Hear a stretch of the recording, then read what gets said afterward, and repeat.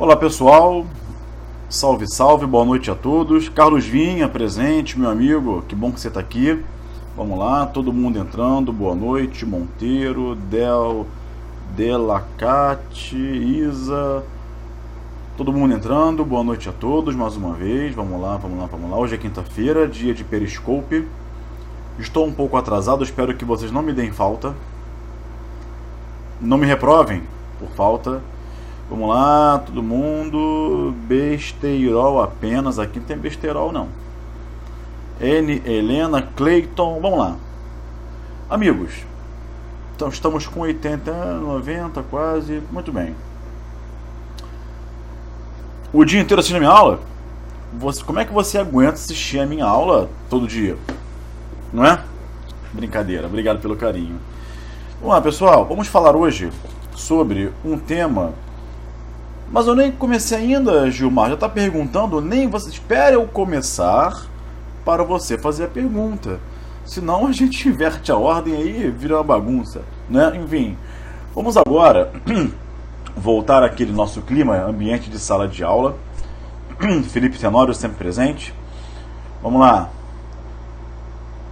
Claro, não sou melhor professor, Aline. Não existe concurso, seleção para melhor professor. Não existe o melhor professor.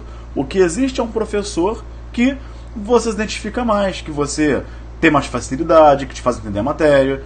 Não é? Você não tem que procurar um professor que tenha cargo público ou que não tenha cargo público. Você não tem que procurar um professor que tenha determinado cargo público. Você tem que procurar um professor que tenha um conhecimento amplo, tá bem? E te faça entender a matéria. Não que te fique empurrando dicas e macetes, porque você não vai entender a matéria assim. Mas que te faça raciocinar, pensar e entender. Tá bem? Vamos lá. O que é? Sibil... Não. Vamos lá. Vamos lá. Vocês ficam me colocando em maus lençóis. Vamos lá. Amigos, vamos começar então. O tema de hoje é descaminho. E eu tô rindo porque, enfim. E quando eu falo de descaminho, eu tenho que falar também de contrabando. Tá bem? Agora vejam, muita gente fala assim, contrabando e descaminho, como se fosse a mesma coisa, mas não são a mesma coisa, né? Então qual o crime? O crime é contrabando e descaminho. Não são. Isso é igual falar, ampla defesa e contraditório, como se fosse uma coisa só. Não são. São coisas muito diversas. Vamos diferenciar o contrabando do descaminho, tá bem? E depois entrar nas questões. Só que eu sei que você sabe que no contrabando, produto importado ou exportado é proibido, e no descaminho o produto é permitido, porém não se paga o tributo devido. Eu sei que você sabe disso. E você sabe que eu sei que você sabe. Mas eu vou falar para construir um raciocínio. Tá bem? Então vou falar. No contrabando, o objeto material do crime é produto proibido. O agente importa ou o agente exporta um produto que no Brasil é proibido. Essa proibição pode ser uma proibição absoluta, ou seja, em qualquer caso é proibido, em nenhuma hipótese é permitido, ou pode ser uma proibição relativa. É proibido, entretanto, há algumas exceções, como por exemplo, a importação de colete à prova de balas, que o STJ já disse que é contrabando. Nele há uma proibição relativa, porque você pode importar colete à prova de balas desde que você tenha autorização do comando do Exército. O colete à prova de balas, assim como a blindagem de um automóvel, é o que se chama de produto controlado. Então, para você blindar um automóvel, você tem que ter autorização do Exército. Você não consegue fazer a transferência se você comprar um carro meu blindado, tá? Por exemplo, você não consegue registrar o carro no seu nome no Detran enquanto você não obtiver autorização do Exército. É um produto controlado. Para que você importe colete à prova de balas, tem que ter autorização do Exército. Sobre isso incide, portanto, uma proibição relativa, tá? O contrabando, ele vem especializado em outros crimes. Olha como é importante fazer esse envolvimento inicial para você fazer o raciocínio. A depender do objeto material importado, você vai pegar uma ponte do contrabando chamada princípio da especialidade e vai para outro tipo penal. Querem um exemplo? Se o produto importado for droga, lá na portaria 344 de 98, vai ser tráfico de drogas, deixa de ser um contrabando e passa a ser um tráfico de drogas. Se o produto importado for medicamento falsificado, não é contrabando e passa a ser o artigo 273 do Código Penal. Se o produto importado for arma de fogo, deixa de ser contrabando e passa a ser o tráfico internacional de arma de fogo, artigo 18 do Estatuto do Desarmamento. Se o produto importado for arma de fogo, atenção, de uso exclusivo das Forças Armadas, deixa de ser contrabando e passa a ser o crime lá do artigo, anote aí, artigo 12 da lei dos crimes contra a segurança nacional. A lei dos crimes contra a segurança nacional é a lei 7.170 de 83. Então vejam vocês que justamente pelo produto, objeto material do contrabando ser um produto proibido, é que do contrabando surgem várias especialidades. E isso não acontece com o descaminho. O descaminho, ele não vem especializado em tantos outros tipos penais. O descaminho, ele não tem tanta especialidade. Por quê? Porque o produto é permitido.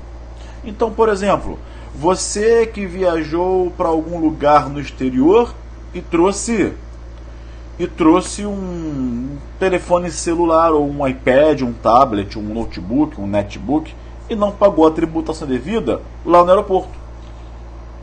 Você praticou um descaminho. Eu vou repetir. Arma proibida, arma de uso exclusivo das Forças Armadas. Então vou repetir. O contrabando vem especializado lá se for arma de uso exclusivo das Forças Armadas. Anota aí, Aline. Tânia. Artigo 12 da Lei 7170/83. Essa lei é a lei dos crimes contra a segurança nacional. Tá bem? Muito bem.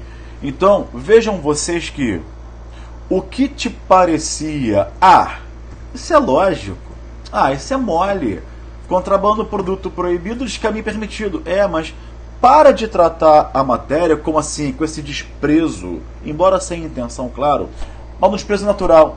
Essa é mole, contrabando, proibido. Para com esse desprezo natural, que você acaba errando a questão de prova por isso. Então notem que de uma questão simples de identificar as diferenças, você consegue ter várias outras hipóteses e que viram questões de prova, não é? Tudo bem?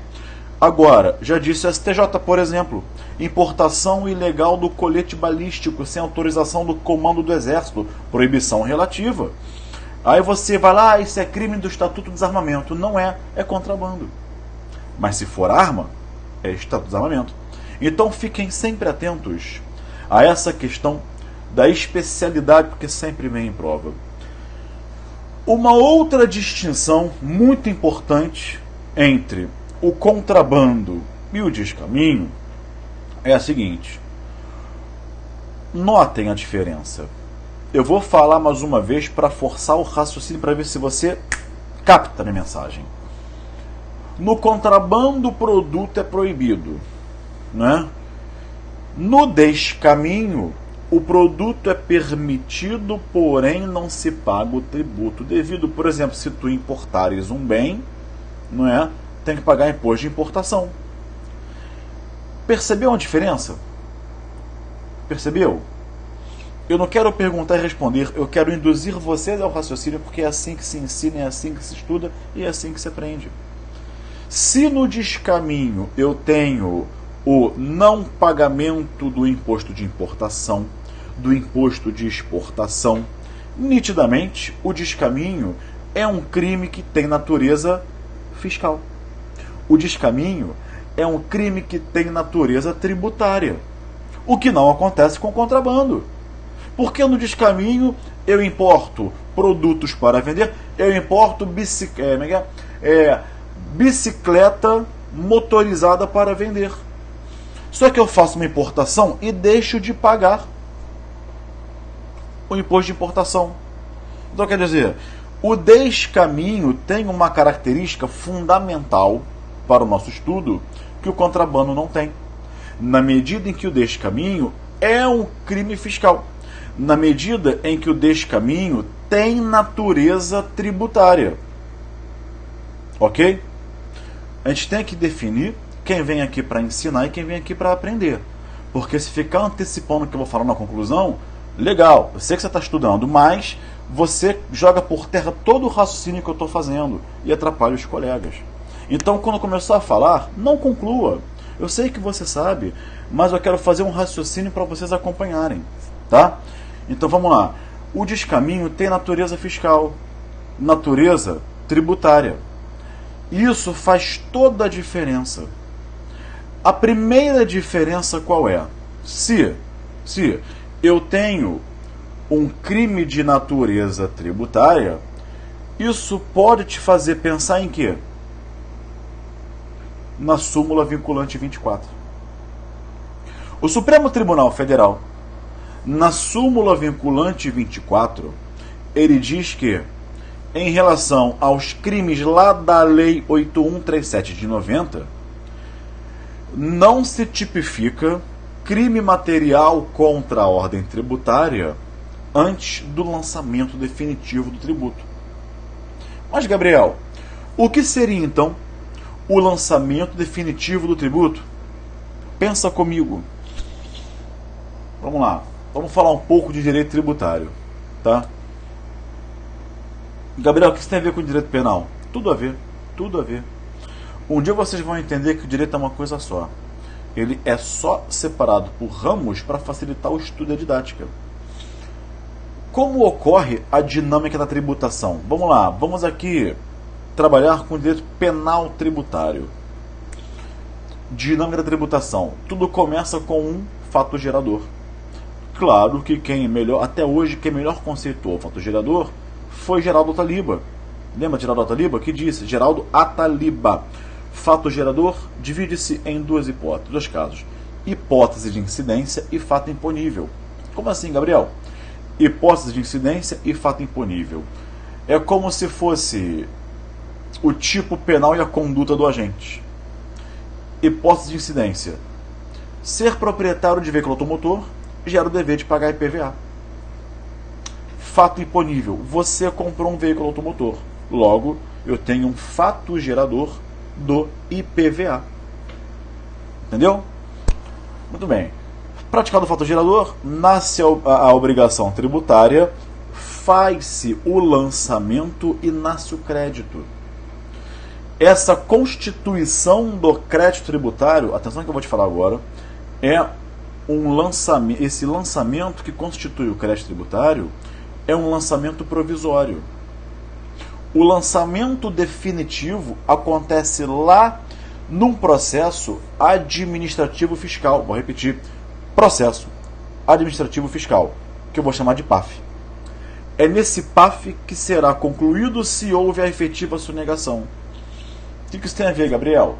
Tem a ver que a conclusão desse PAF, dizendo que houve a efetiva supressão ou redução do tributo, é aquilo que o Supremo Tribunal Federal chamou de lançamento definitivo.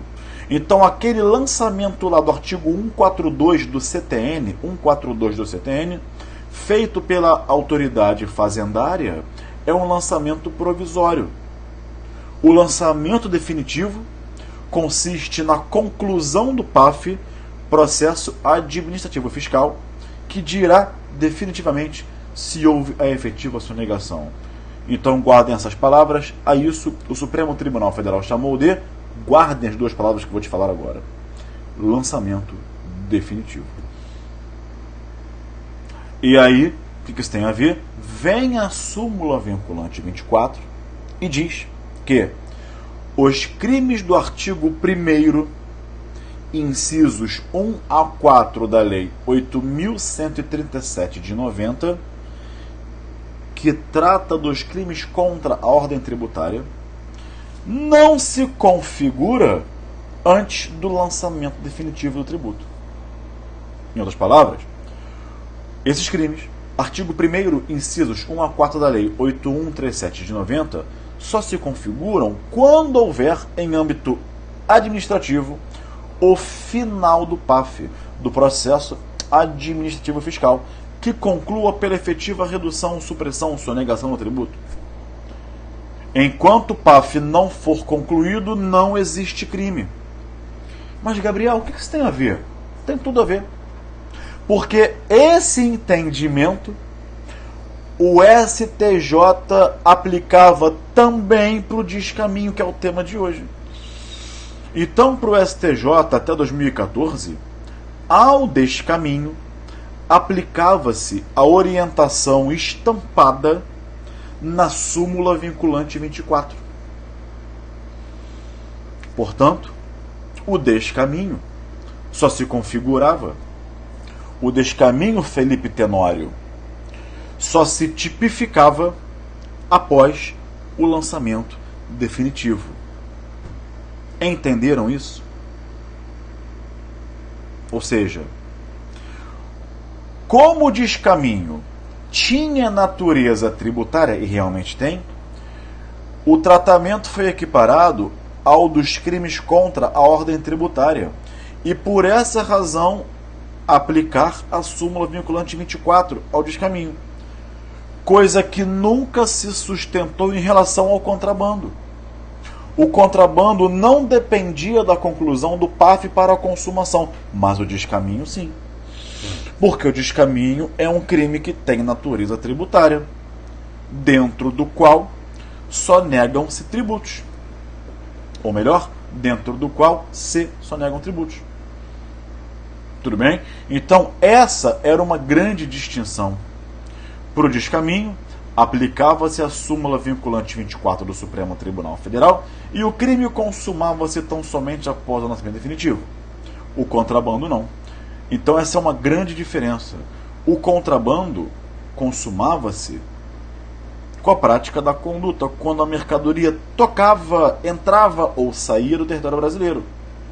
Só que, em 2014, 2015, por ali, o STJ mudou sua posição. Por quê? Porque passou a entender que o descaminho é crime formal. E a partir de então, o STJ, entendendo que o descaminho é crime formal, não se exige mais o lançamento definitivo do tributo. Ou seja, para a configuração do descaminho, não precisa mais daquilo que o Supremo Tribunal Federal chamava e chama até hoje, inclusive está na súmula vinculante 24, escrito, não precisa do lançamento definitivo. Mas o STJ falou isso usando a outra expressão. Enquanto o Supremo Tribunal Federal usa a expressão lançamento definitivo, o STJ usa a expressão prévio esgotamento da via administrativa. Ou seja, nas palavras dos ministros do STJ, para a configuração do descaminho, não se exige mais o prévio esgotamento da via administrativa. O descaminho passou a ter a natureza de crime formal. Hoje não se aplica, mas é importante você evoluir no raciocínio e entender toda essa sistemática. Sobretudo, amigos, os porquês das coisas. Por que era assim? E por que não é mais? Ah, porque o paradigma é um, agora o paradigma é outro. Muda o paradigma, muda o raciocínio, muda a conclusão. Para o STJ, o descaminho era crime material. Se era material, não é? Premissa, material. Tem que ter lançamento definitivo e consumava-se. Muda o paradigma, é crime formal. Logo, não preciso mais do lançamento definitivo. Então você muda o paradigma, muda o raciocínio, muda a conclusão. Isso é estudo. Tá? Uma outra diferença foi que já anteciparam aqui, de forma correta, claro, em relação ao princípio da insignificância. Em relação a esse princípio, o STF e o STJ eram pacíficos. Aliás, em 2005, 2003, 2002, por ali, o valor base para a insignificância, na Lei 10.522 de 2002, anotem aí, artigo 20 da Lei 10.522 de 2002. O artigo 20 falava em R$ 2.500. As execuções fiscais cujo valor consolidado não ultrapasse o equivalente a R$ 2.500, os autos serão arquivados sem baixa na distribuição. Esse valor veio sendo atualizado. A última atualização foi em 2004. Lei 11.033 de 2004. A mesma lei, agora vocês vão lembrar, que inseriu na Lei de Execução Fiscal, LEF, a prescrição intercorrente tributária, 40, parágrafo 1º, 2º, 3º, por ali. É o 40 algum parágrafo. Arquiva a execução fiscal, se ficar arquivada por mais de um ano, etc., prescrição intercorrente. Essa mesma lei alterou o valor para 10 mil. Bom, aí como pensaram STF e STJ? Bom, se tem uma lei que diz que até 10 mil reais os autos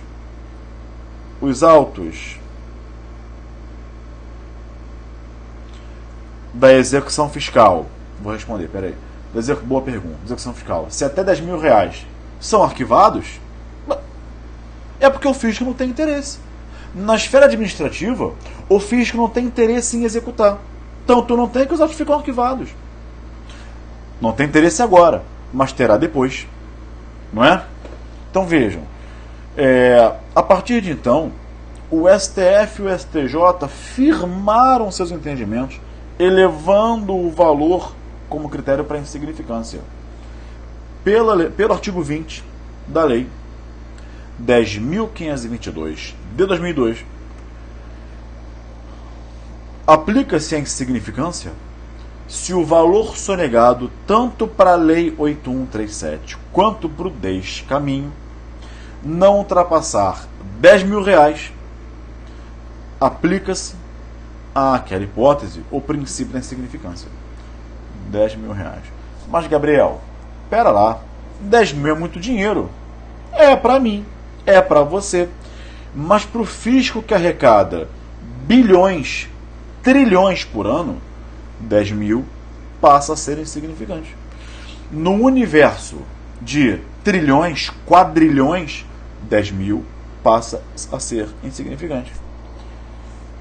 Esse entendimento da insignificância não se aplica ao contrabando. O STF e o STJ são pacíficos em afirmarem que o princípio da insignificância não se aplica ao contrabando. Aplica-se ao descaminho, mas não se aplica ao contrabando. O fato foi que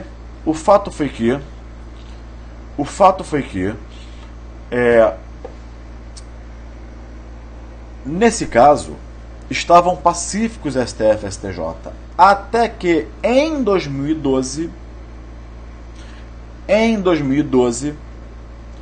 tivemos o advento da portaria 75 do Ministério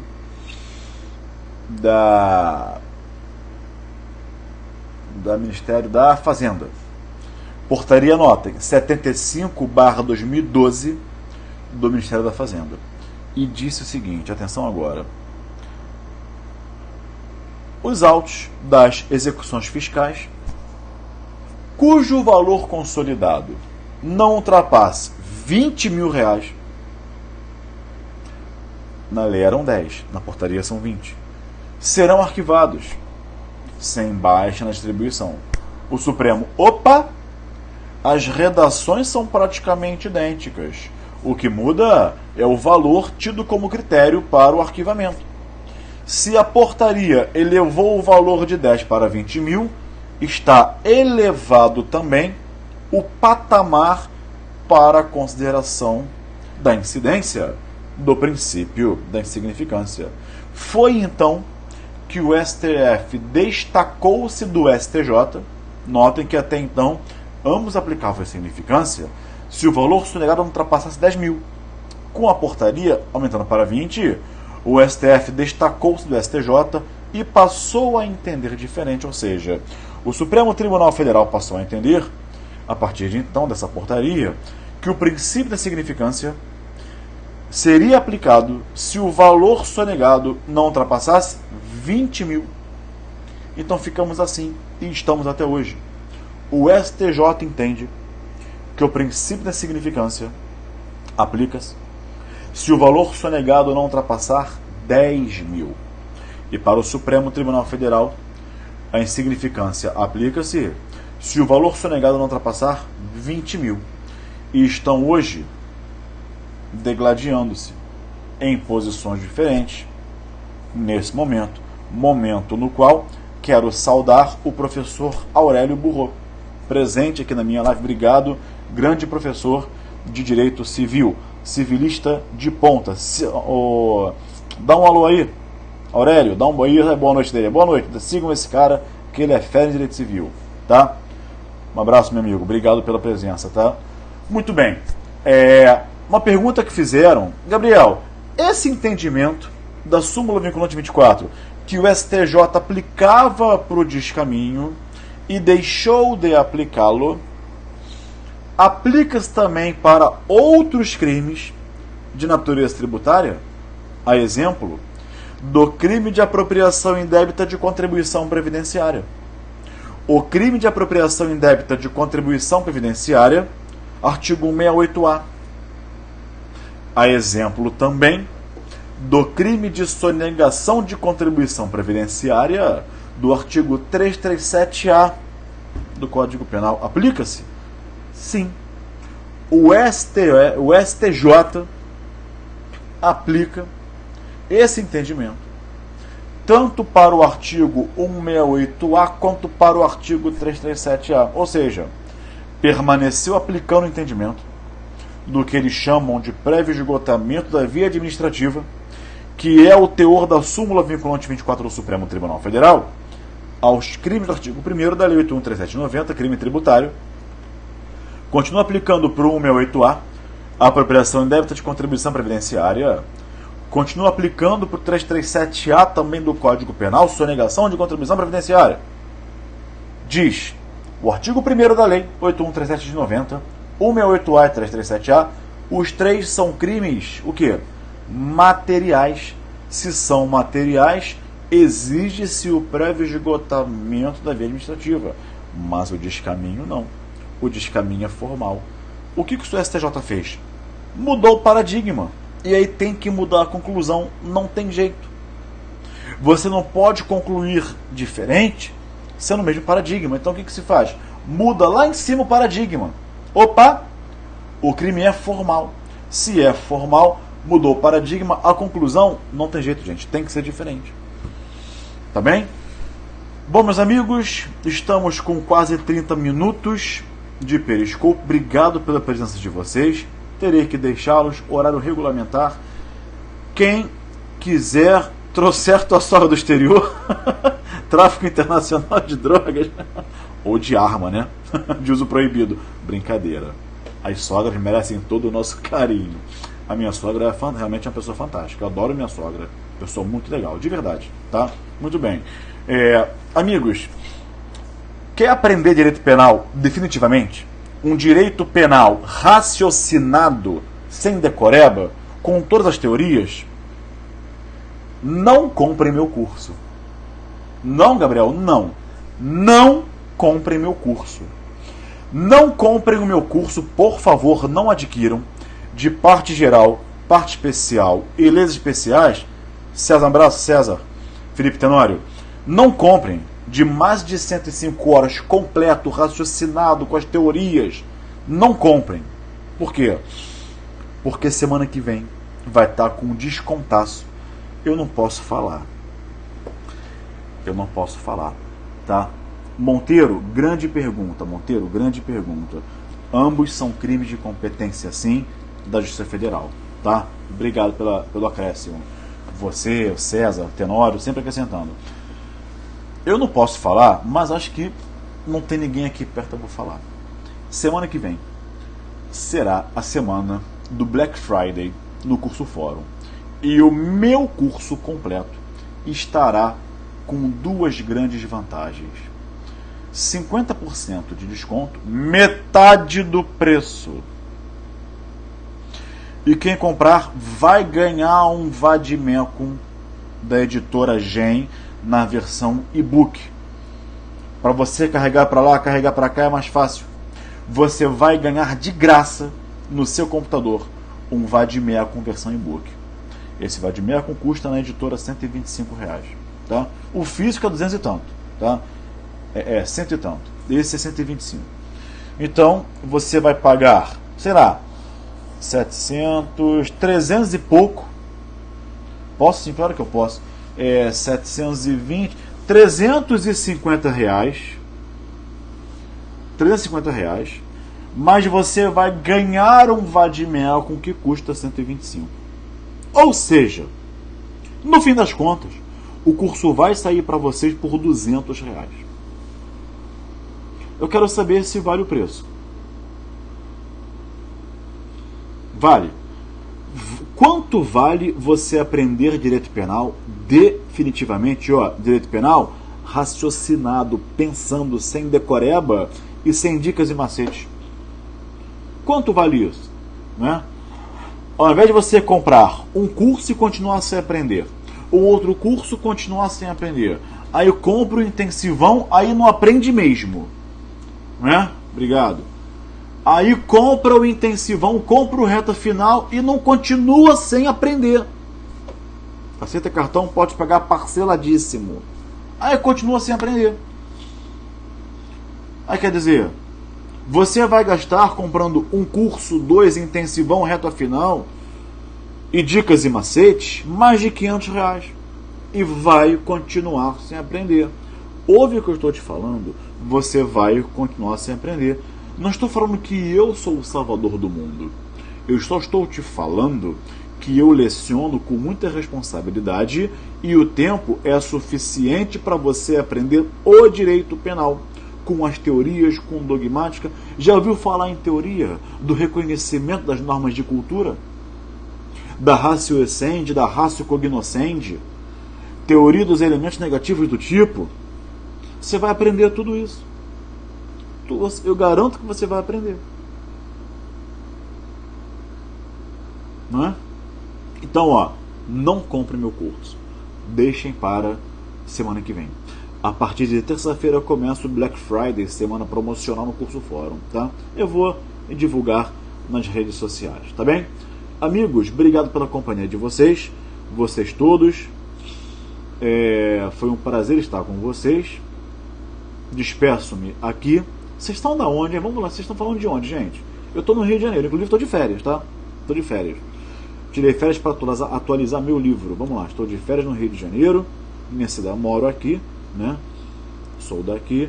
BH, Mogi das Cruzes, Goiânia, Piracicaba.